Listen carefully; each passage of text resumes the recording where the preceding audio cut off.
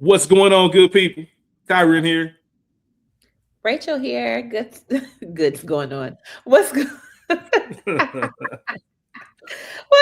on, y'all? It's your girl, Rafi. We back for another installment of Love Month for the Culture Garden podcast. Of course, Absolutely. I don't know what's going on. I feel like a crazy person, but me and Kyron are here. We here. We I here, was man. It's all good. we got y'all preamble. Hey, you never know. Sometimes they just get mixed in. We just spent about 5 minutes talking about we got y'all Yeah. and trying to figure out what's what. So it is what it is. But it's all good, man. Shout out to you, Rachel, and shout out to Culture Garden.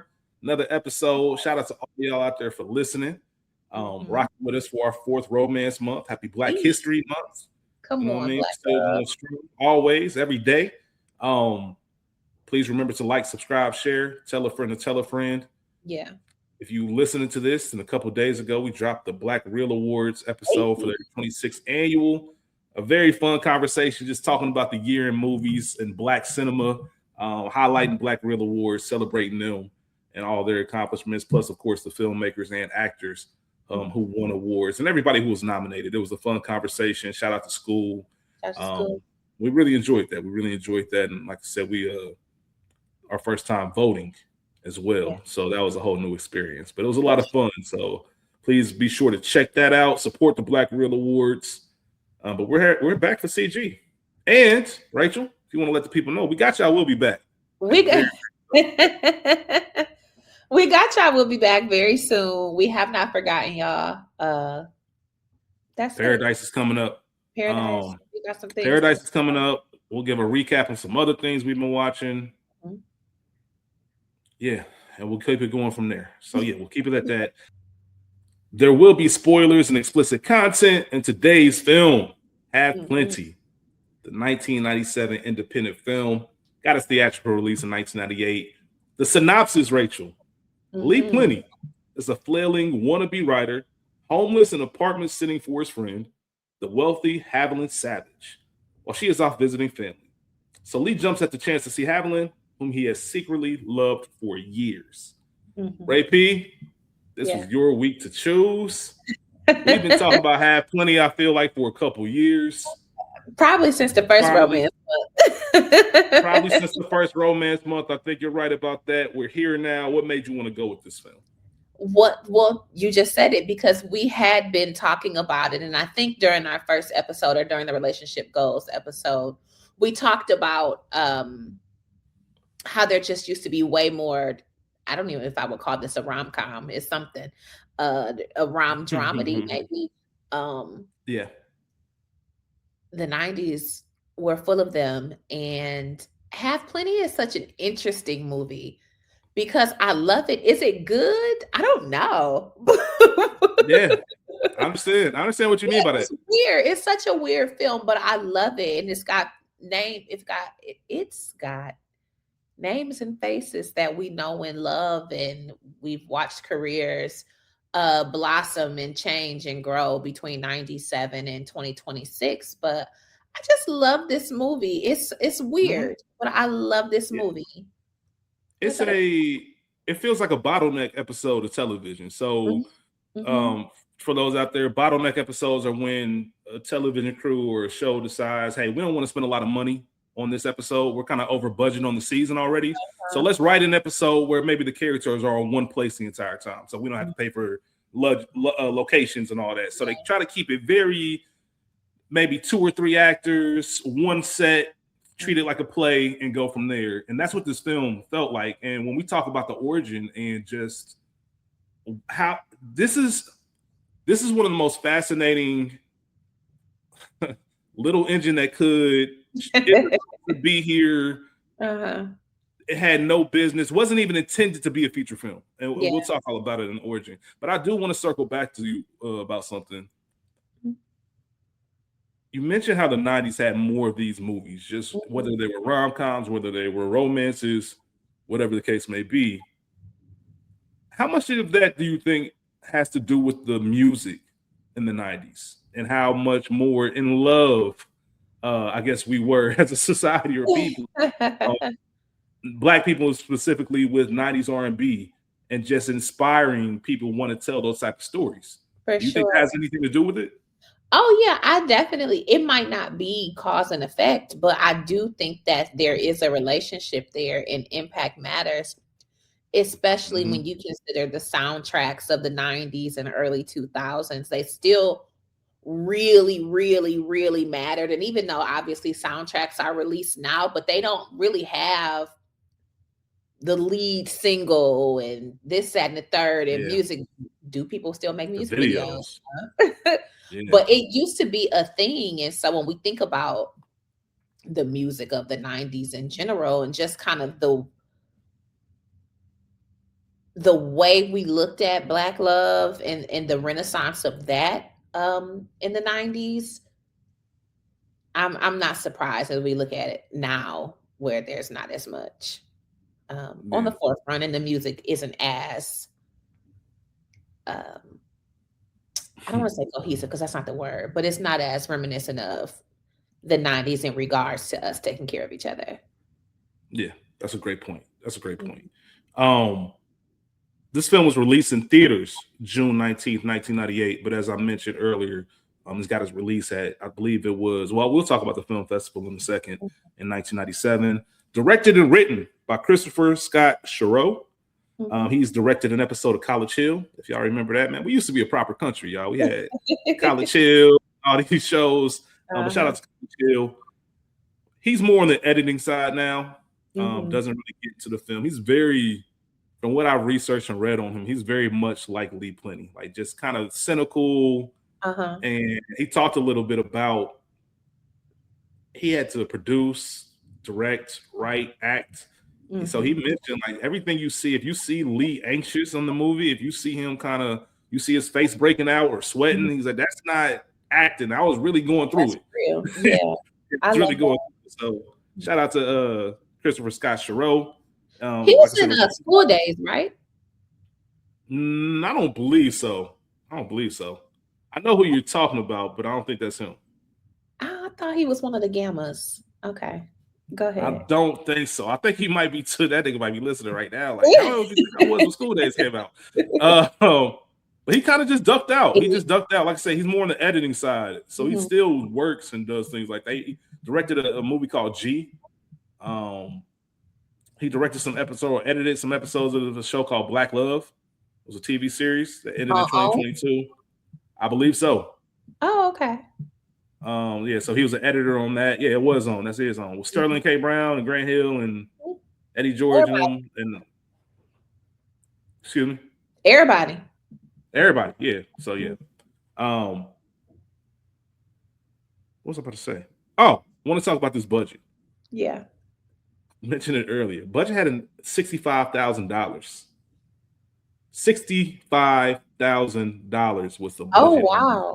Okay. That's some Blair Witch Project shit. Like that's some cell phone backyard, edited on your iMovies type shit.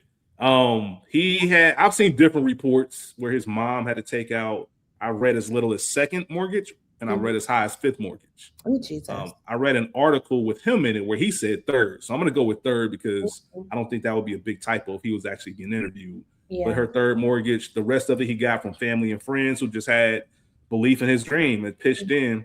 He talked about just stressing over this film because I'm going to lose my mom's house. I'm going to have to do this. Like all of this is going to go bad. So shout out to the people that believed in you and gave him the money. It made just over $2.2 million. Okay, well, theaters. Obviously, great return on investment when you consider $65,000. $1.1 million the opening weekend. Opened up at number 12 in the box office, which is funny. It was right ahead of Titanic, which was number 13. Only difference is Titanic was in its 27th week of release and was still at number 13. That was a monster if he was around back then. Sure. Like that's a monster. The top five that week in 1998 were The X-Files, Fight of the Future, Mulan, Truman Show, 6 Days, 7 Nights, and A Perfect Murder. And it was in theaters for 5 weeks. If you were looking to watch Hav Plenty, you can check it out on Prime Video and Tubi. Starring Christopher Scott Scherow as Hav Plenty. We mentioned him. Shanoa Maxwell as Haviland Savage. Robin Lee as Lee Darling, her theatrical debut. Shout out to Robin Lee. Tammy Catherine Jones as Carolyn Gooden. Hill Harper, my dog, as Michael Simmons. And we got Shout- cameos from Baby. Shout out to Hill Harper. Shout out to he's been getting a lot of shout outs on Culture Garden recently. We might have to do a Hill Harper movie or something. Well, one where he's more prominently featured. For sure. Cameos from Babyface, Lauryn Hill, Mekhi Phifer, Nia Long, Rosanda Thomas, better known as Chili, Shamar Moore, Tracy Edmonds. And Rachel, I gotta ask you, we talked about it a little bit, how this movie's a little bit different. Classic or not? The answer is no. But is it a Ray P classic? Yes. Fair. That's yes. I understand exactly what you mean. It is not a classic, but it is a K Rich classic. For sure. I can still watch it. And it's I put that in that category, or put this in that category of I wouldn't recommend it to everybody. For sure. There's certain people I would recommend. You have to have this type of energy for movies and like these kind of quirky stories. I wouldn't just tell you, hey, go watch this film, because you might look at me like, bro, what you got me watching? And why? Yeah, what's going on here? I don't really know. But I want to get into the origin of this film because I find it very fascinating. Hav Plenty, when Cheryl wrote this, it was just used, or was going to be used as a video resume so he can get better work. That's literally the only reason he made this. Like, I wanted to use it as like a landscape so I can put it on my reel. People can see what I can do, all of that. It was never made to be a feature film. He actually started writing it, I believe, in, what was it, 1993? He fell in love. And this is, I don't know if you know, do you know who this is based off of? No.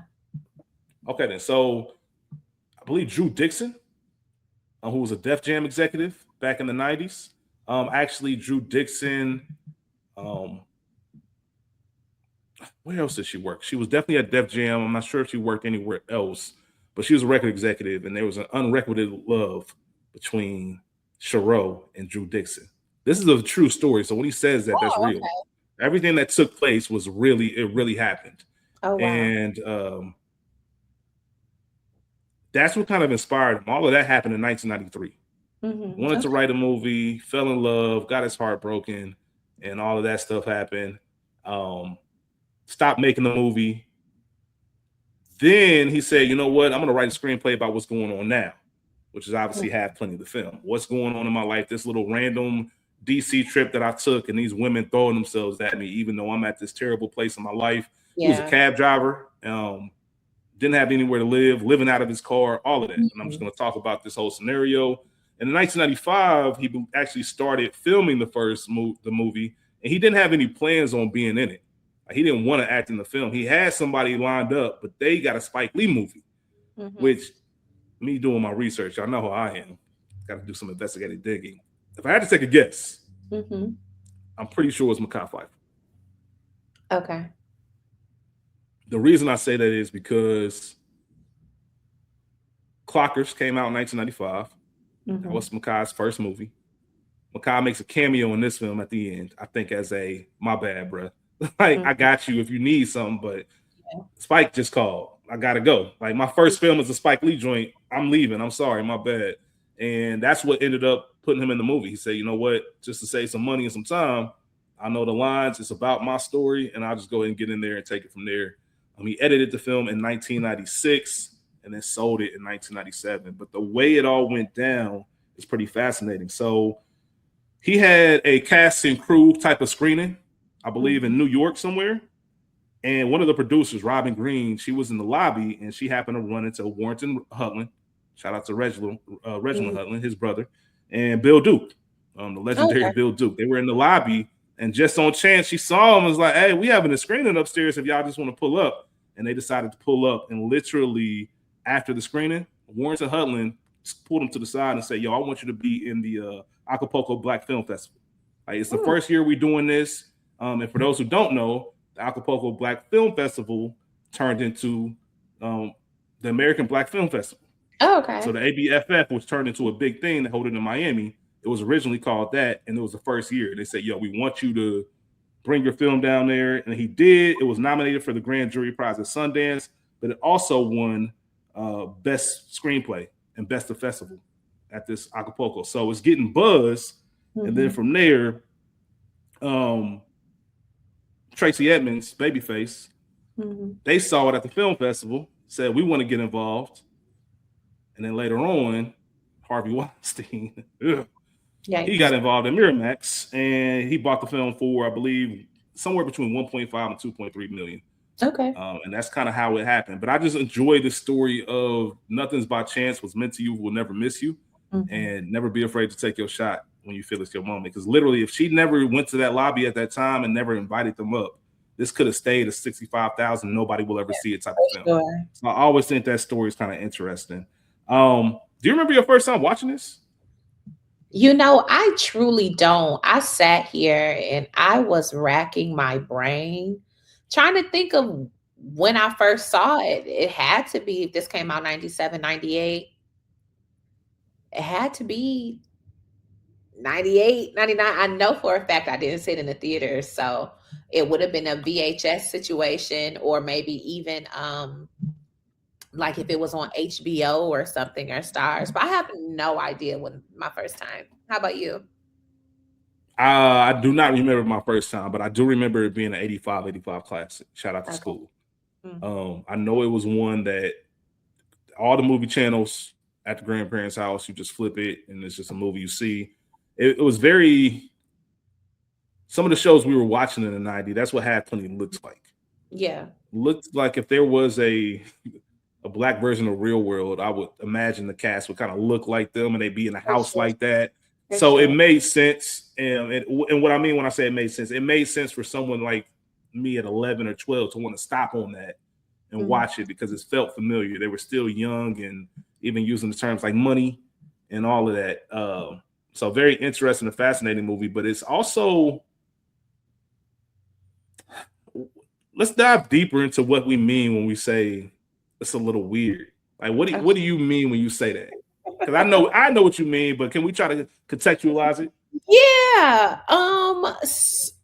So obviously it's not a quote unquote happy ending love story. It is unconventional. We see, okay, a friend group, somebody is opining for the other, or maybe they both are, and for whatever reason can't seem to get it together. We see that. That's not the unconventional part. It is, I'm acting like I don't know you like that, but I let you in my house to babysit or cat sit while I'm not there. I am fiercely protective of you while also claiming not to give a fuck about you. Very jealous when there is anybody else in the room showing you an iota of attention. It's a love story. It's about friendship. It's about people having you fucked up. It's about jealousy and ego and competition. It has so many themes kind of weave throughout this film, but something, I don't want to say it doesn't curl all the way over, because it does. It's just not, I guess, packaged in a way that we're used to seeing it. So that's an incredible point. And as you were talking, it made me think about the fact that this really happened. Right. And it's one of those stories where sometimes you hear somebody say it and it's like, yeah, that's too crazy not to believe. Like, I know you wouldn't make this up. And I think it's presented in that way. Instead of trying to tell a story, they told the story. Yeah. I'm going to tell you exactly what happened piece by piece. And real life is kind of structured that way. Exactly. Where it just doesn't make sense, or it's you messy. Got all these layers and it's messy. And we're just going to present it as happened. I'm not going to fluff anything up. He was you can tell from his personality. I'm not going, even the ending of this film was a parody on Miramax, wanting them that they literally said, we need a better ending. Like, man, I'll write this and that's it. I ain't trying to have it as a happy love story. It's not that. That's not what happened. Exactly. And you look at the same year, even though they come out in theaters, but not Love Jones came out in 97 as well. And that's a whole different, that's $10 million compared to 65,000. And that's just a bigger budget and bigger story. And you get that happy ending of them being together. He wasn't trying to tell that. This nigga said, hey man, this is what happened. Like I was infatuated with this girl, unrequited love. Like she did not want me. Like we'll talk about this scene, huh? Unrequited. Unrequited? Fuck. That's what I said. Fuck it. That's what you said. It's your world. It's your world. Unrequited. But we'll talk about it when we get to scenes. But I will say also, it was difficult to take notes for this film. It's almost like you just had to have a conversation. You got to watch it and just talk about it. There are no real scenes. It's all one place, and nothing really flows the way it should flow. But there are some highlights of the film. But even before that, I got to ask you a question. Mm-hmm. There was a moment when Haviland's talking to Lee later in the movie. She says, 4 girls tried to get with you on one weekend. Why is that? And Rachel, I'm going to ask you that question. Why is that? What was it about Lee Plenty that had these women making these passes at him when he's unapologetically and very honest about his situation, his character, his life, all of that? Like, I'm homeless, nigga, I'm broke. Like, it's a situation where he's not going to be rabbit in 8 Mile. I'm not going to let you use my flaws against me. I'm going to tell you up front, this is what it is. But they still found themselves after him. What's going on? What is it about Lee Plenty? Okay, this is a layered question and a layered answer. So Lee, not only is he currently down on his luck, essentially, but he is not from Means. He's from Flushing. He's not from the Upper East Side of New York. You know what I'm saying? So here are all of these women who come from money and of means. And here is this single Black college educated man who's a little rough around the edges. Mm-hmm. Even though he's an English major and a writer. Right. There is still some level of mystique and interest and edge that you have for, I don't want to call it the street life, but somebody from a different station in life. Then here is Lee. He's attractive. Also, he's not thinking about them. We don't always like to admit it, but the game is the game.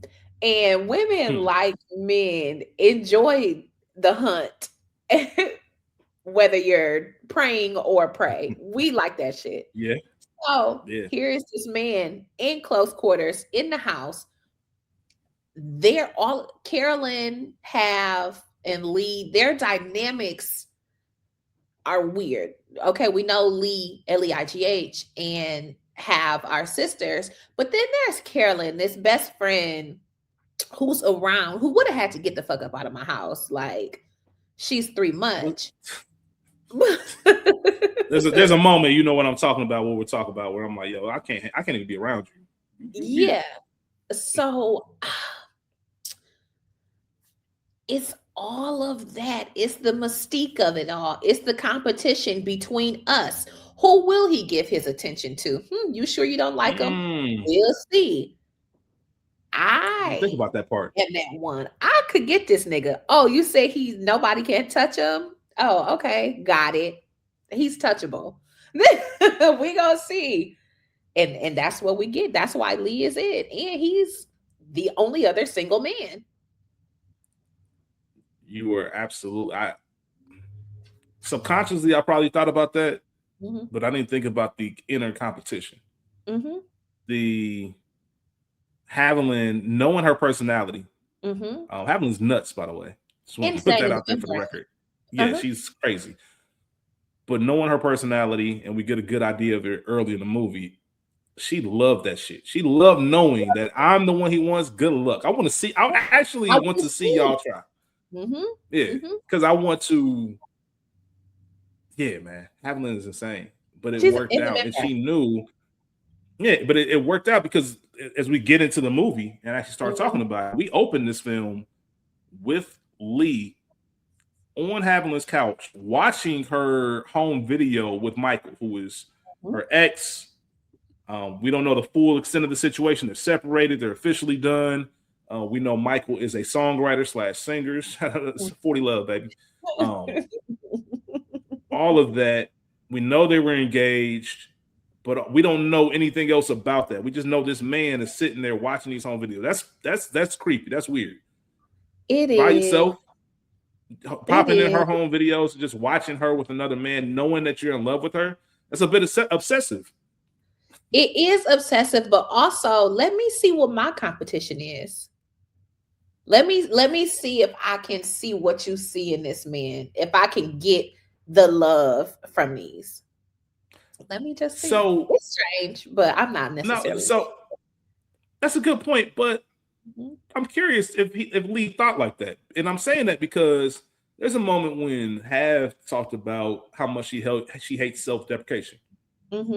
And I don't know if Lee, I think the biggest thing that stopped Lee from actually being serious about Hav was his situation. For sure. The fact that he didn't have anything going on. I think he automatically told himself, I'm going to play it cool. I'm going to goof around. I'm going to happily be in the friend zone.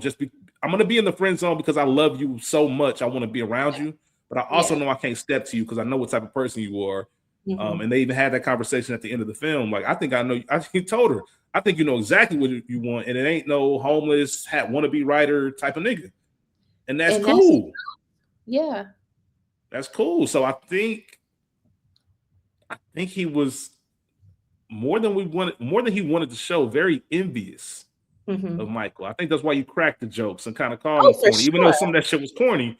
But I want to be that nigga because I know, to your point, I know I'm a better nigga than this. Yeah. He just has more things than me. And the things matter.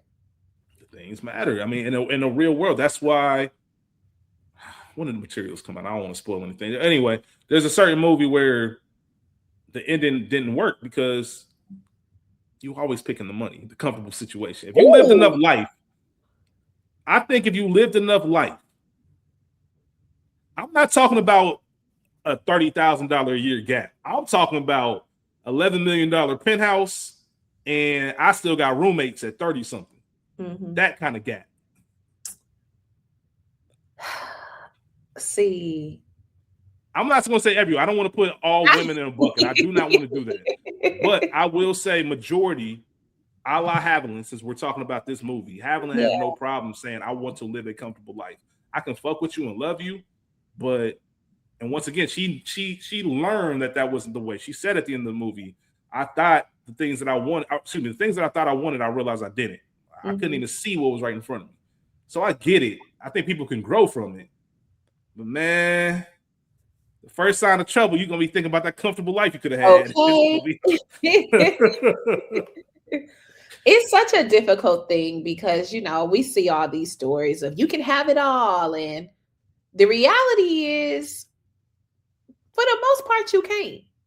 Because what it takes to amass that kind of wealth, like said movie, the time that it pulls you away from your partner, your home, your actual life to get out and actually make the money. Yeah, we here, but are we? I'm watching you live, but am I? And then couple that with Haviland comes from money.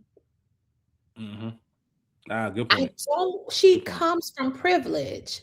I don't really do struggle in any capacity. And here's this man that I care about who essentially has nothing. What do you want me to do with that? Yeah, that's fair. It's tough. That's a fair assessment because Hab's not the type that's going to take care of you either. Yeah, she's not. She's not. Because she could, but she's not. Because that would go against everything that she believes in. Exactly. And you made the great point. Go ahead. No, I was just going to say, I can accept you because I'm not with you. No matter how I secretly feel about you. I don't mind you on my couch because you're not my man. The onus and expectation is not on you to come and take care of me and make sure I'm taken care of. My home looks like XYZ. I have this, that, and the third. That's not your job. We just friends, whether we love each other or not. Oh, you musty? Hey, go get in the shower. But it's coming to see your man on the couch, a starving artist. I mean, talk about we got y'all. We started this because of Insecure season 1. Lawrence was on that couch. I still ain't got no woo-woos. You know what I'm saying? Looking dusty. Looking horrible. And when we meet Lee, Lee, he ain't looking that great. He looks like he's hit a block, as he mentioned. Yeah. That's a great point. That's a great point. And you said something earlier. My entire life has been this. I was so young. Like her dad mentioned, I had 2 little girls, and I was broke at your age, but they were probably young enough to where they didn't know they were broke. Right. By the time by the time Haviland realized what was going on and by the time she realized how life works, she was probably old enough to have all the things, and that's what she's used to. You can't tell someone who's used to something to like drop their expectations and come down to where you are. You just can't. That's not realistic. And you can't do it in the name of love either. That's just not fair. Like that's not. If this is the bar, why would I cheat myself and come down? You got to come up, or it is what it is, or maybe I can help you come up. I just don't think that's a fair thing to ask someone. I think that's unrealistic if you think she's gonna go for that. Why you get weak, man? Oh my God. As you were talking, I just had a flashback of my youth. And I was talking to this man. I won't shout out to you. And he lived in the projects.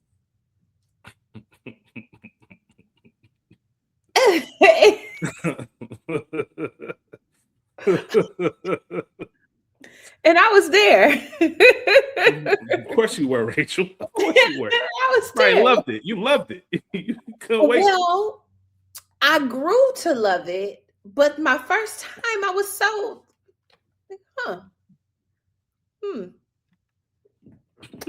okay. How long are we going to stay here? What's the next move? What's the next move? Shout out to my dog though, because he made it out. But shout out to him. Shout out to him, man.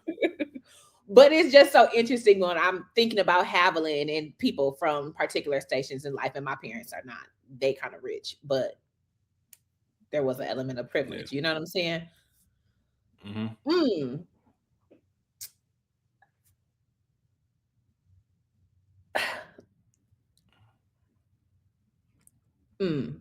Sorry for this pregnant pause, but I'm trying to get my words.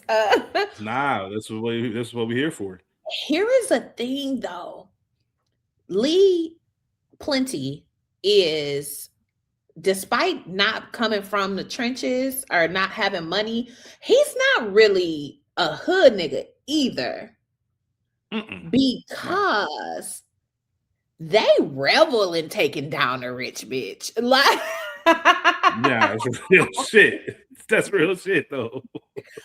They love it. It's mutually a game. You know what I'm saying? But I think for Lee Plenty, y'all saw Nunu in the tray. Yeah, exactly. Get her a hood nigga. Hello. You know a video I just thought of? Where the hood niggas at? Where is the hood niggas at? Rachel's hilarious, y'all.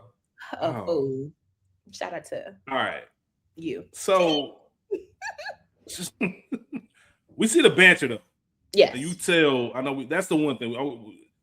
Besides all the can I be with them, can I not be with them? You at least know this is someone I want around. You see the banter, you see the if you got a date, once again playing it cool. If you got a date, you can bring her up, but don't wreck the joint. I ain't got no date. Well, why don't you come to DC?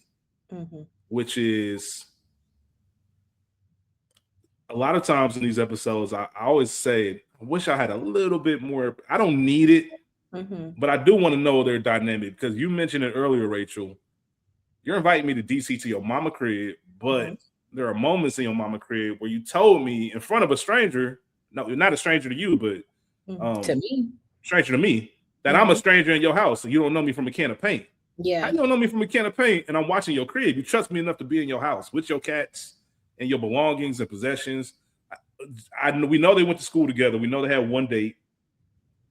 But how often were you keeping in contact with each other since? You know, this isn't like today's era where you might be in the group chat. Yeah. So there is a little bit. That's how often do they talk? How often does Lee hit her up? How often do they hang out? What do they do when they hang out? He ain't taking her out. He ain't got no money. Right. So does he come over to chill? I'm just curious. What do you think about that? What do you think the dynamics of how often they stay in contact is? Excuse me. See, this is a thing for the type A personality that Haviland has. They have to be in communication and in contact. The issue is, I have always believed Hav to have been fronting for her people because, again, of Lee's station in life. I'm putting on like, yeah, we cool, but it ain't like that because I'm trying to convince not just y'all, but also myself that I don't have the feelings for this man that I have, because it truly would make no sense for us to, how did I get in contact with you to babysit the cat? Right. How did that even go down? Like, how did the conversation even take place? Communication. Yeah. I am just going to play it to the left because I have to downplay and suppress how I feel for these other people. Because, again, here is Michael, who they love and is famous and on the radio every 10 minutes and got money. Yeah. And here's this nigga. Yeah, who are you? Like, who are you? Nobody knows you. Well, they don't know. Because I'm not talking about my broke friend that sleep on my couch. Right. That's some wild shit. That's some wild shit. Nothing interesting to say. She was saying something. So we know Caroline is her best friend because she hears, and even I forget the friend name from prep school, which I'm assuming she probably heard it from Caroline. I don't know if she heard it from Hav or whatever the case is. I don't have her name either. Yeah, I can't remember her name off the top of my head, but Caroline's Adam. Like, it's New Year's Eve. He's single. I'm here by myself. You say you don't want one of those starts to that cat and mouse game. Adam like, I'm cool. I don't want to do it. Just ignore him. She's fronting the whole time like she doesn't like him. We already talked about that to an extent. Yeah. And I just want to talk about Caroline real quick. The toilet. What was the point? That's what I said earlier, where you got to go. You're weird. Yeah. Because you knew it was very clear. Don't touch this toilet. And they didn't see it, but we got to see her just pretty much to say, fuck it, for no reason. Don't press the red button. I'm going to press the red button. Yeah. And they spent 2.5 hours cleaning the bathroom. If I got to spend 2.5 hours cleaning the bathroom when there were very clear signs that you shouldn't have been in there or touching anything, you got to go. I'm too old to be fighting. I'm too old to be fighting, but you will aggressively be kicked out my house. Yeah. Like, I don't want to say I'm gonna make anybody do anything. Shout out to Jill Scott. Or tell people what to do. You better offer to clean that bathroom. That's all I'm gonna say. Well, I'm sure she helped, but okay, my light isn't charging. Sorry, guys, who are visually watching. Caroline is jealous of Hav and her family. Clearly, she went to that school. She is likely also from means, but Hav is fine as hell. Hav is gorgeous. Gorgeous. Here I am. I don't want to say ugly, the less conventionally attractive person in the group. Here is this man. We are the only single people here. He already rejected me. He continues to do so.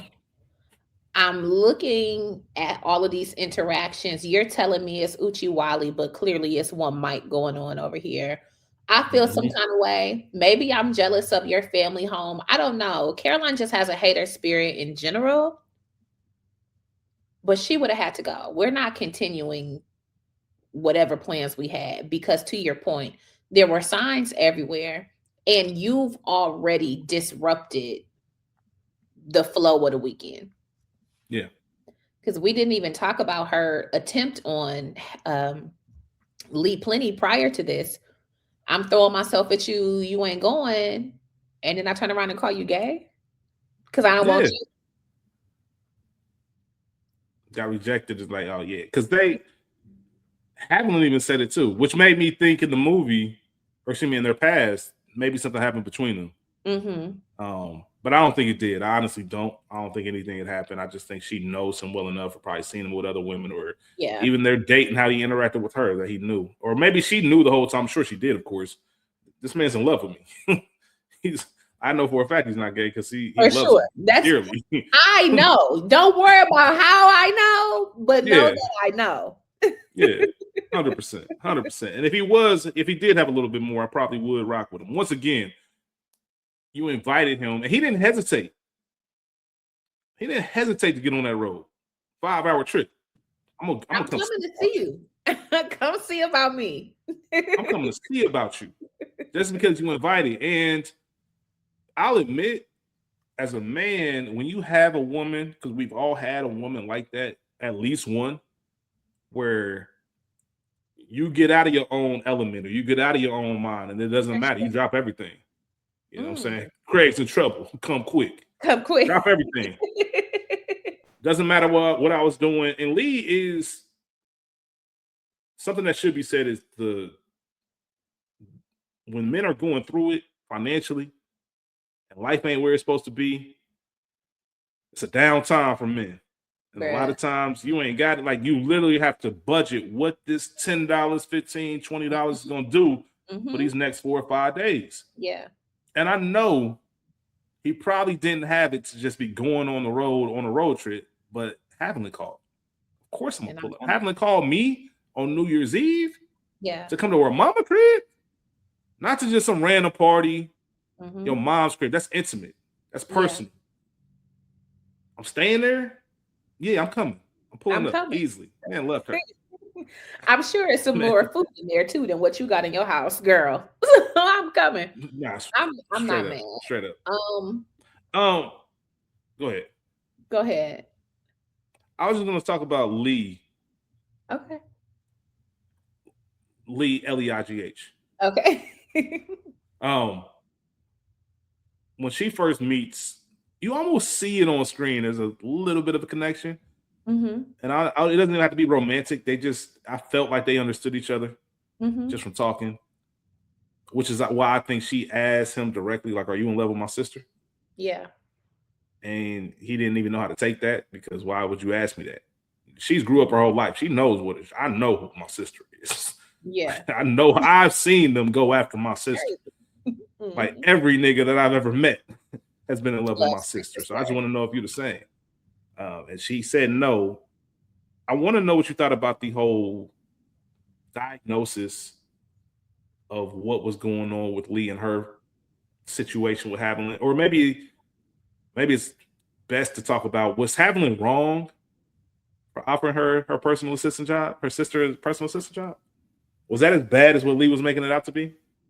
So, for those who haven't seen it yet, Haviland offered her sister, who was a newlywed, living, I believe she and her husband live in New York, or they live in they live in DC. They live in DC, and Hav and Lee Plenty live in New York. Just for reference, Felix, her husband, makes very, very good money where he works at in DC. He works for Haviland's dad. And Lee's dad. Was she wrong? Yes and no. Okay. Yes and no. No. My sister is, I don't want to say she's out here bullshitting. Okay, yeah, you're a creative, but come do that in New York. Come take pictures here. I kind of want you with me. I did not get the impression, despite that Felix works for their father, I didn't get the impression throughout their interactions that Hav likes Felix. Yeah, there's nothing that said that.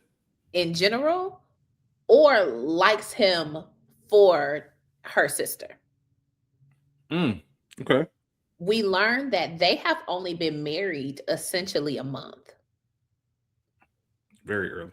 One can assume that Lee GH left her maternal home, maybe was on campus somewhere, maybe, and then moved in with Felix. There is a big sister element to have, maybe wanting GH to experience life because she did get married quickly and young, and Felix is tricky. Felix is I can't quite put my finger on him. It's He seems a little. I wouldn't be surprised if someone say he was controlling. If the stories came out saying all of that, it wouldn't surprise me. I can't tell you why. Felix ain't do nothing to give me that impression. It's just there. I see him and I'm it's just something that's up under that surface bubbling that Felix can get a bit of a side eye from the wrecking crew. So in that capacity, you know, you kind of wrong, girl. Or you're not wrong for wanting to share your sister or to make sure your sister has these kind of experiences in a different life. But on the same hand, she is recently married. She lives in DC. She has to establish her home and her life with her husband, where he is here making money, and you want me to come be your assistant? I ain't gonna hold you, Rachel. Oh, go ahead. No, that's it. Like, what you trying to do? I ain't gonna hold you. If I'm Felix, I gotta talk to you, Dad. Well, what's up? Yeah. Because that's a blatant sabotage. You know, we just got married. Exactly. You know, I work for your pops. You know, I'm here. You know, I'm not gonna leave. Why would you think I would leave to go to New York? And we just got married. Like, what are you trying to? Yeah, what you really trying to say? Or what you trying to do? Do we need to talk about something? Hav is insane for that. Like, so I would have. And who knows? Maybe that conversation happened. Remember, this movie is just about what happened this weekend, so we never know what's what. But I think that's something that I would definitely have an issue with. Have an issue with if I was Felix, and he's not in the wrong for that. You want to talk about grandma and the power of that's your husband in there? Well, grandma was wrong because they ain't get grandma was wrong. But ain't that a real? Go ahead. It is a real thing. Yeah. It is a real thing. So after the cleanup debacle at the house, they get to Haviland's grandmother's house, and have Caroline and Lee Plenty are there, and grandma kisses them. It's cute. They're having banter. Then she calls Hav into the kitchen to say, "That's your husband." I appreciate the words from our elders. And grandma is not low. I'm looking at y'all. Whether y'all know it or will acknowledge it or not, I'm seeing what this is. I'm seeing the way he still glances at you, the way you still glances at him, the way you pay attention while each other's talking. You know what I'm saying? Like, there is something here. They didn't indulge it, but grandma knew what she was talking about. And if they could have gotten out of their way, they probably would be married. 100%. 100%. That's no question about that. And I think that was the whole point of the scene, just letting her know, as our elders do, keep on living. For sure. I can tell you right now that you think you want these things, but you're going to it's going to go by fast. So you're going to get to a point you're going to realize you can't just find this. You can't find chemistry just anywhere. You can't find just that ease and that comfort. Yeah, where something feels like home or a person feels like home. That doesn't happen very often. I've seen enough life to know that. And I can just tell by him being on this couch, just the two of y'all. It's almost like Caroline isn't even there. It's just the two of them. Is she? You know, and even small running that real shit. Even little small silly shit like the picture. Why is my nose so long? Because you're a liar. Why is my groin in flames? Your Because pants your are pants on fire. That made me laugh. Just on some like that's some goofy friendship, corny, you would trip type of situation. And it was right there. And grandma was calling it, but they were too stubborn to not get into it. He even told grandma I'm broke. I'm broke. And she told him, you look happy. Broke people ain't happy. Most broke people don't look happy. Yeah. I appreciated that. And I felt like I would have liked her to offer, aside from saying, you look happy. I would have liked for her, oh my God, to sound maybe say so, to make something anecdotal or supportive, much like Haviland's father did. You know what I'm saying? Oh, I was broke too when I was your age. I understand. He wasn't tripping. I don't like that you sleeping on my daughter's couch, but I see that this is some shit too. And I'm not mad. I understand. I like Michael. I respect that. Okay, y'all just friends. Cool. But on some man shit, I felt like their father liked Lee Plenty. So I would have liked for grandma to maybe have said, other than saying this is your husband, I would have liked for her to have imparted something for them to do. She said, broke niggas ain't my business. That's what y'all figured out. I just said that's your husband. I ain't say nothing else besides that. She said, I ain't got no advice for you, my nigga. Okay. Figure it out. Pop said I've been there. And it goes to show it pays to have some kind of character or authenticity, or when people can look at you and know where you are, good or bad, I just know who you are. That goes a long way. And I think that's why Pops was, and everyone else for that matter. Yeah. Was fond of Lee. Was fond, maybe. I don't know. Were they fond of Lee? They were interested about. They wanted to know more about Lee. About him. I think they all genuinely actually liked him too. Like, oh, okay, this strange man that's here on the couch. That's just my daughter friend. Relatable. Yeah. Because once again, you are what you have. If you're Lee, are you doing all these random side quests with Hav? I know Lee is because he loves her. Same thing. You're just like, I'm gonna be around you. I'm gonna go to brunch. I was supposed to leave for New York this morning. I'm at grandma's house. I'm at brunch. I'm taking you to go get some food. But here's the thing. You supposed to go home. You ain't got no money. You gonna go home and do what? You ain't writing. Around you. Because he don't. I think he knows the longer I'm around you in this intimate space, I'm gonna be in my feelings. And I think the last thing that he doesn't want to do is be in his feelings. Okay. He didn't want to get in that bed. He didn't want to have those conversations. He just said it's easier for me. I already got so much other shit on my plate right now. For sure. I can't deal with heartbreak and confusion as well, because I know as Lee Plenty, I know that you're not gonna give me what I want, because I don't have what I need. I don't have that access to you in that way. And I just think he was like, you know what? I would gladly. I appreciate the invite. I think Lee had every intent, because he played it. We talked about Haviland playing it cool, like she don't fuck with him. Lee did the same thing. For sure. Outside of rejecting advances, and even with Leigh Lee, I don't even. That was more so just because I think you married. You were newlywed. This isn't right. I don't think that was because he didn't. If she was single, maybe that's a different story.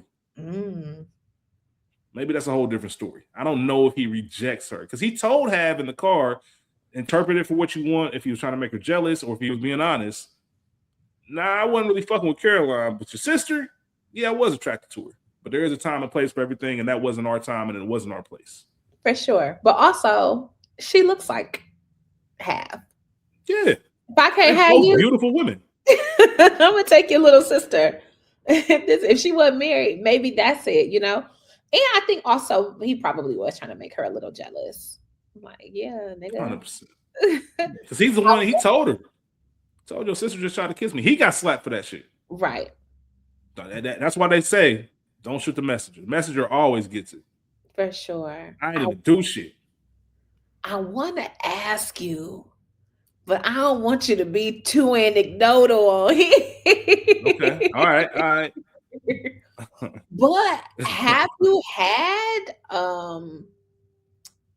a lady friend who before you were in a position where you are now. Yeah. You know, Yeah. that you just had to stay in the friend zone and watch them do whatever.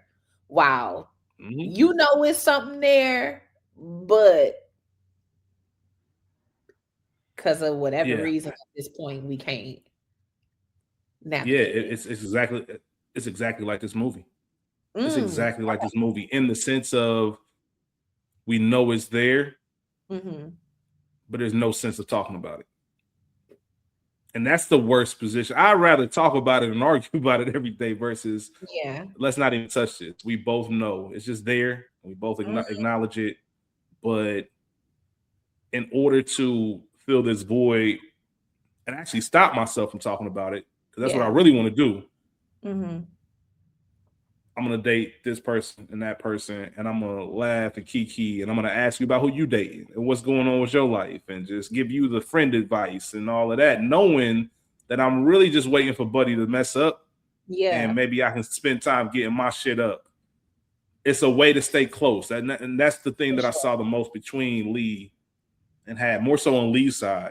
I just want to be close. I don't want to drift too far away where I'm out of sight, out of mind. For sure. I don't have anything to offer you but friendship, so I gotta be the best friend that I possibly can. Yeah. But I also can't be too close of a friend to where I agonize with the fact that I'm not with you in the way I want to be with you. And it's a tricky line to really walk. That's why he has the nonchalant, I don't care. Yeah. Washing my hands with the cheese when you ask me about her, because I really do love this woman, but she can't know that verbally. Yeah. And we can't go there, which is why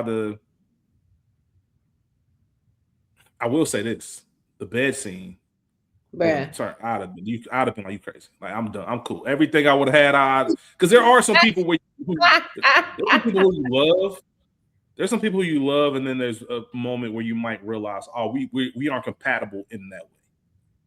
Like, I can love you dearly, but we can never be anything because I can do this all the time. And Hav was exhausting in some ways. And a nigga like Michael is the type of nigga that would go ahead and go with it, because Michael unserious too. For sure. So, bullshit games. I got bullshit games of my own. You gonna have to do mine. So it made sense for them, but Lee's not going for that, and Hav ain't going for Lee's shit. Yeah. And you might not know this about me, but I'm a freak. Why would she say that? And that nigga, his reaction was genuine. Like, okay, and like, what's that got to do? Because Lee, I can tell you right now, Lee wasn't thinking about sleeping with her. I mean, of course, thought crossed his mind, but he wasn't gonna trip if it didn't happen. He wasn't gonna trip. There's a time and place for everything. What do you say? The first kiss, the worst place for a first kiss is the bed, or whatever he said, something along those lines. Like, the bed isn't the place for a first kiss. That's what it was. Yeah. He knew, I care about you to the point where this is more than just a hit it, and I would much rather have our feelings discussed and we be on the same page than we just do this. And I'm so encapsulated with this experience that if you wake up in the morning and tell me, that was a mistake, or we shouldn't be doing this, then that might break me. Yeah. So I don't think Lee had the intention of actually going there. He was finally happy that I'm not crazy. She does fuck with me. For sure.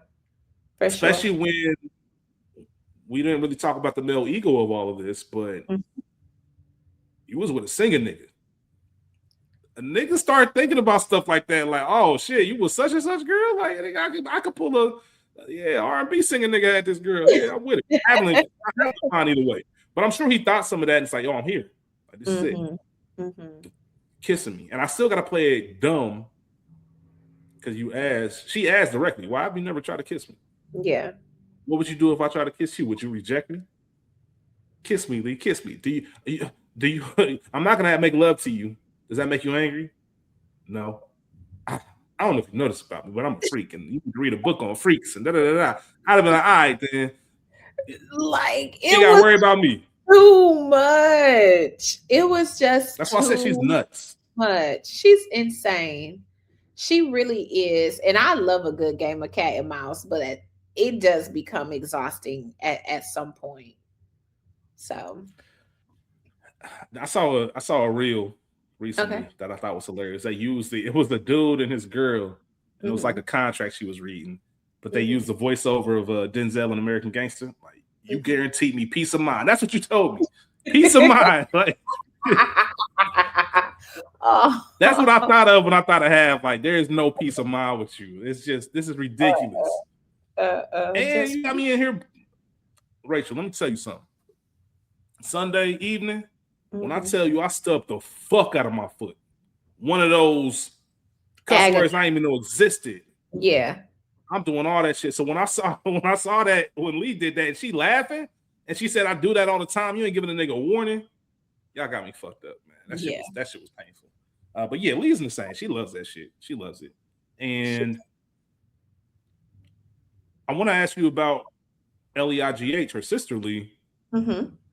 kind of giving it to Hav, and kind of said, "Like, you ain't shit. Like, I grew up thinking you were this person, and you really ain't shit. I just really found this out." Mm-hmm. Do you think that was fair? Do you think that was warranted? Even the hug with the go away, just get it far away from her. That's your sister. I don't know. It's tricky. Sisters have beef, and I'm Mm-hmm. not. They might not have said it, or if they did, I missed it on what the actual age gap is between them two. Right. But I assume it's not 5 years. So you know what I'm saying? So 3 to 5 years, make 2 to 5 years. Feel like I feel like they. I don't. I feel like they didn't go to high school together. So maybe she was in 8th grade when Hav was graduating. I just feel like Yeah, they didn't. yeah. Maybe at the minimum or at the max, I say senior freshman. Senior freshman, yeah. But you think like people have their own lives and their own identity. And to your point, Have has, I'm assuming she went to school in New York. How many years post grad are they? Well, You he's are, 28. huh? I say I know Lee's 28, so I'm Yeah. imagining. Yeah. So you graduate 22. So you've been gone at least 10 years. At least 10 years, 18 to 28. Let's look at that. My little sister, in the same amount of time, wherever she went to school or didn't go, you got this man, you're married and living a different life. To your point, they likely didn't go to high school together. Mm-hmm. Here it is. I have a big sister. Oh, I don't want to be anecdotal. Not my family. Not my family. But age gap siblings, and I have this thought of you, and then you come back, and I'm like, I don't know. That's a real thing. There's been times where I thought one way about someone, and years later I'm like, oh, I thought you was cool. You ain't. I thought it was different. Yeah, I don't know. It's tricky. We know Have is nuts. Mm-hmm. I think also though, Lee GH is the baby. He's the baby sister. There's a level of spoiledness. There's a level of um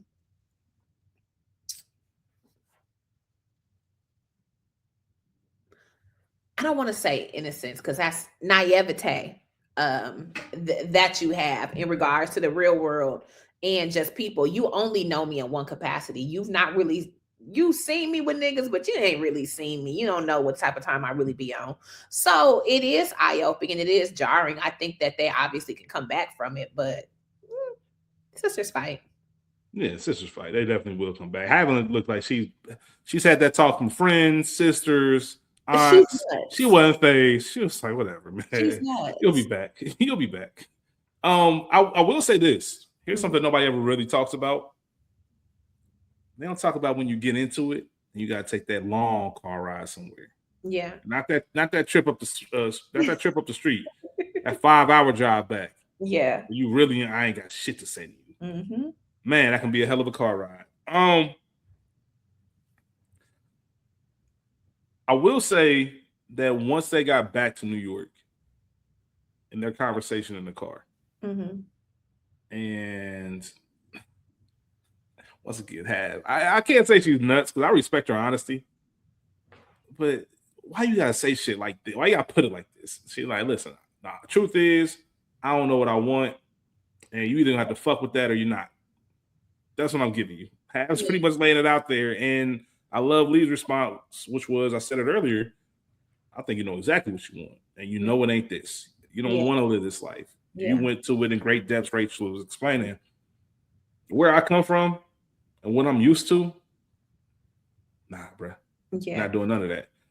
But what I will say about this scene, while it looks like they come to an agreement, and he says, like, we're friends, we good, ain't no thing. Mm-hmm. She said, call me tomorrow.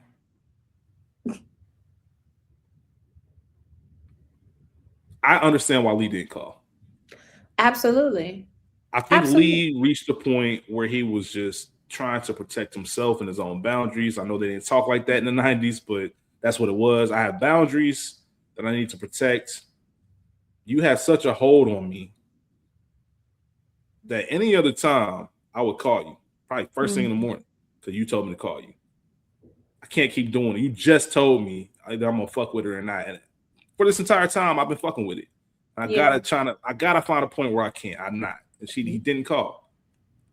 I know he wanted to, but I fuck with the fact that he didn't, even though there is a part of me that says call her. Because you never know what that conversation is gonna be. Maybe she's finally waking up. You never know. I don't know. But it was probably some bullshit. It's probably some bullshit. Yeah. Yeah. So what? I said not the next day. He did the right thing. Yeah, he definitely did. It's not worth it. What she was willing to offer at that time, it wouldn't have been worth the mental anguish, and he wouldn't have finished his screenplay if he was fucking around with her in emotional terror every day, you know. Trying to figure out what kind of mood she in, trying to figure out if she want to be with me today or I'm back in the friend zone or she ain't fucking with it. Like, he did the right thing. Yeah. Did we mention Haviland is gorgeous? That's what makes it worse. He did. She's absolutely beautiful. She's absolutely beautiful. You got any quotes? Well, I want to talk about something else real quick. Oh, okay, my bad. Go ahead. No, I just want to give a shout out to. Well, I can talk about this in scene still, so never mind. But I do want to talk about the ending. Just get your thoughts on it. A year had gone by. They haven't seen each other. We get this. What was the name of Harper's book in Best Man? Unfinished Business. We get this unfinished in the Best Man final chapters type of screening experience where you see your film or your book on screen. Big moment for Lee. We also realize they haven't seen each other for a year. They've been invited, which makes sense. It was inspired off of you in this random weekend. Lee sees Hav. And Hav asks, why did you call? And Lee, in true Lee fashion, why did you call? Yeah. When the people with the money came, say, let's make a deal. They focus in on that hand squeeze. They offering you millions. Now you the nigga that I can be with. For sure. But it don't matter. Talk about selling his soul just a little bit to get the movie made, to get the money, to get the girl. And obviously that's a big theme of what Shiro was trying to say. I don't want to do that, which makes sense. Like I said, he hasn't really done anything else outside of a couple other director credits. I don't want to give up too much of myself for all the success and the things that they're going to throw you. I don't know if I want to earn what I get in my life. I don't want it given to me because of what I have. And I think that was, they got the happy end in the movie, but in real life, it was just a parody of what the studios wanted them to do. I still go with it. Still say fuck it. Like, I wanted Haviland. I wanted her for years. I don't care what I say and tell her I've grown and I'm over you. I got this million now. If I get an opportunity, we can make this shit shake. I don't think I'm feeling bad because you finally came around when I had money, because I know your feelings for me were strong and true anyway. And he wrote her that dope ass letter. Fire ass letter. Confessed it like fire. But in that same breath, homegirl comes in. You want to go to the club tonight? Michael might be there. She said, sure. Mm-hmm. And we see on her face, shout out to the expression acting, we see on her face that let her mean everything because it comes right off the heels of Michael's bullshit ass apology. Yeah. And his come see about me moment. Mm-hmm. And here you got here you have Lee pouring his heart out. But yet she's still like, you know what? You ain't got the things. You ain't got it. Mm-hmm. I gotta go to the club. Michael might be there. I want to make that nigga jealous now. So interesting film, but I can appreciate it for what it is. Absolutely, man. Do I have any quotes? You asked me. Mm-hmm. For some reason, this made me laugh. Hey, why are you wearing those beads around your neck? What are you, a 5% or something? You know, I got that written down. You know, that's my first quote. That's the first quote I had written down. Who do you think you are that you can talk to me like that? Who do you think you are that you think I can't? Most broke people don't look happy. The bed isn't the time and place for a first kiss, especially in those type of moments. And Haviland, once again, Haviland's nuts. Yeah. The next morning after her and her sister got into it, her words were, and I quote, "I'm not angry if you still aren't." Which is pretty much like, if you still angry, I can take it there. But if you ain't that mad, I can let it go. Haviland is fucking crazy. Those are my quotes. Okay. So obviously I have the why you wearing those beads. You're a 5% or something. I hope that's a lucky $300 titty top because you sure ain't got no titties.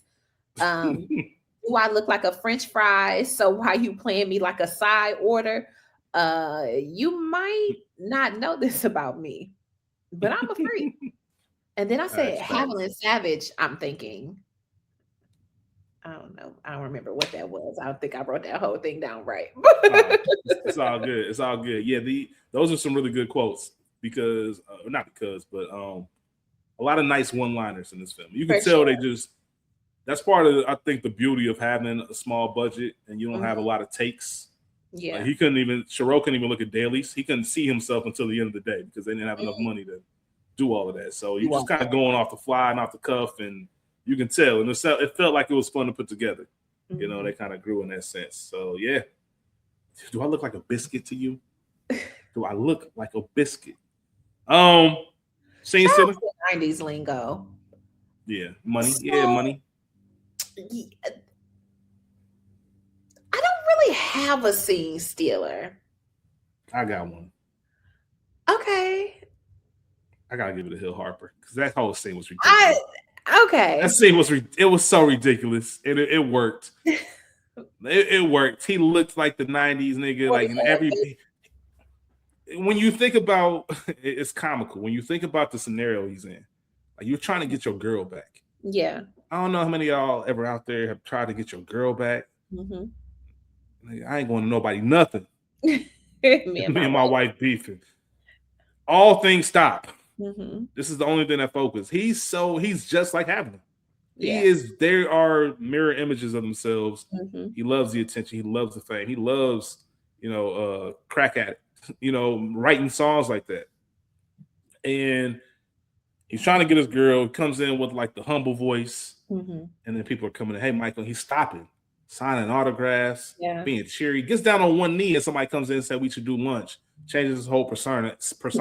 And then tries to go back to what it was. It was so over the top and ridiculous. And Hill Harper did it to the max. And yet you could tell Hav knew it was bullshit. Mm-hmm. But she still was fucking. She was there for it. She was there for it. Because that's Michael. So it is what it is. So that's my scene stealer. I might have to steal that. I'm gonna take Hill Harper as well. I ain't mad at that. Things that bother you? So many things. Caroline. Oh, period. Oh, I got one. Mm-hmm. Why your pops riding around with a dead cat in the trunk? Yeah, what's going on? What's going on? Like, I know we getting on Caroline for petting the cat, knowing that it was dead, but why you have the cat in here to begin with? Yeah. That needs to be explored more. And once again, this is a true story. Like, what was going on with that? I need to know. That's the only thing that really bothered me. That just made no sense. And her dad didn't seem like that type of nigga. He just seemed like he kind of had it together. Are we talking about get the name of when they stuffed the dog and you kind of had a statue of him. I don't know. I don't know. I don't know what that's called. Yeah, it's a whole it's a taxidermist. I don't know. Either way, it doesn't matter. We ain't doing none of that silly shit. Yeah. Come see about me. We talked about the come see about me moment. Which was the letter, pretty much. Go ahead. I was gonna say I don't really have that. The letter was a bomb ass letter. Mm-hmm. It was a beautifully. I mean, he's a writer, so you got the words, if nothing else. I thought I wrote. Oh, that's what it was. Having a savage. I am thinking that was the last line in the letter. Okay. Of you know what I'm saying? Of your smile, of your lips, of your face, of your laugh. I'm thinking of you. But what I was gonna say, the top of this movie, as we get to the end, it opens with the scripture in the Song. Well, no, what was it? What book was it from? Philippians. I can't remember what it was. Philippians 4:12. Philippians 4:12. Okay. And Philippians 4:12 says, this is one of my favorite scriptures. I know what it is to be in need, and I know what it is to have plenty. I have learned the secret of being content in every situation, whether well-fed or hungry, whether living in plenty or in want. That's 12. Fire. From NIV. And I just want to shout out Lee Plenty, because for real, to Grandma's point, despite being in a season of lack, he really was content. And that was one of the things that is attractive about him to the other women as well. So shout out to contentment. Nah, shout out to that. Shout out to that verse. Shout out to you. You know you in the word when you got to shout out which version of the Bible you're using. That's a church thing right there. Like making sure y'all know where which version of scripture came from. King James, NIV. Shout out to Rachel, man. Shout out to Rachel. Soundtracks. This soundtrack was, once again, Babyface got involved. Mm-hmm. And it took the movie to another level. Soundtracks, as you mentioned, Rachel, was still a thing. I do miss the idea of this song was made to fit this movie. We're not going to take a song that's already out in somebody's album. Like, this is constructed. And John B, Babyface, Chico the Barge, Jay-Z, all types of people on this album. Shout out to that. SWV, Erykah Badu. Incredible album. Just an incredible album. So I got to give some love to the soundtrack. We don't get to do that a lot. But this is one of those that stands the test of time. Wouldn't let that happen to me. Caroline. Yeah, you've got to go. I'm not letting you flush no toilets. Even after the whole attempting to kiss Lee. Like, you got to go. I don't know what type of time you on. So I'm not sitting around for none of that. Facts. Getting punched by Felix. Punch. And nobody know the nigga Felix is walking around all like that. Man, damn, you got this nigga mad at me now. So. And straight up, like, you tried to kiss, your wife tried to kiss me. I told her no. Why you punching me? Yeah, I'm cool. Anyway, it don't matter, nigga. If you Caroline getting off scotch-free, going and spreading that, because you seen me get away. Like, she is not somebody who I would have around me in any capacity. Well, damn, I was gonna say if it was fresh out of college, it would make sense, but at 28, you usually detach from those type of. Hey, I know we was cool our entire lives, but we two different people now. Right.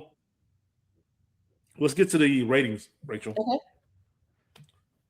The average viewer for this film rates Hav Plenty a 6.3 out of 10. Too high, too low, just right. It's really just right, but I'm gonna say too low and go 6.4. Fair. It's just right, but it is better than a 6.3. Yeah, it's not to the point where I'm gonna change my rating, but it is better than a 6.3 if that makes any sense. So hopefully, Rose Bouquet, whole damn garden. Rose. I might give it 6 stems. If I'm at Trader Joe's, I don't think I'm getting the deluxe. I think I'm just getting a little simple. Yeah, the little simple. I was thinking about you. I ain't going all out, but I was thinking about you. I want to pick these up when I saw them, so I'm gonna give you some roses, more than one. But you ain't getting the full bouquet. But I really do like this movie. I really do like this movie. It's just not a. It's a good movie, but it's not a good movie. Yeah, that's how we started it. Yeah. Shout out to Hav Plenty. Shout out to Hav Plenty. Shout out to Hav Plenty and everything.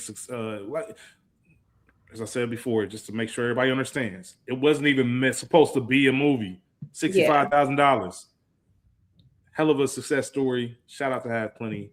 Shout out to everybody involved with it. Christopher Scott Sharow.